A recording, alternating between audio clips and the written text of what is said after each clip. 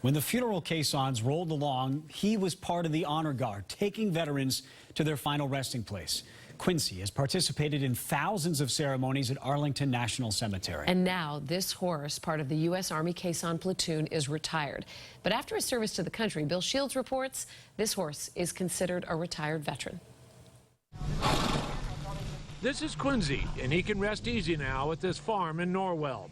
When he walks, it's no longer work. Kristen Whitaker makes sure of that.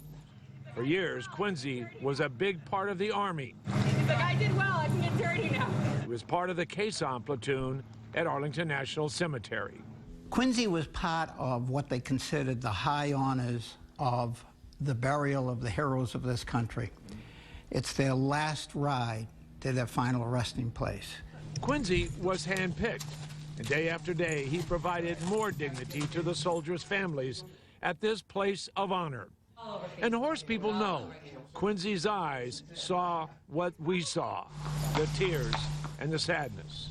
I think horses can feel the situation and can relate to what's going on. His new surroundings are idyllic, but he still has the dog tags. So Quincy, I'm sure, saw a lot of sadness, a lot of grief, and he had a duty there.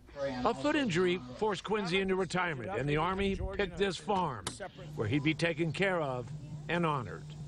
I received a letter from the commanding officer of the platoon saying that Quincy was considered one of their own, and he was happy to see that he has finally got a home to retire to. Quincy has seen a lot of sorrow, but now he's a retired veteran who served his country. In Norwell, I'm Bill Shields, WBZ News. Wow, what a beautiful animal. Awesome. Great story, Bill.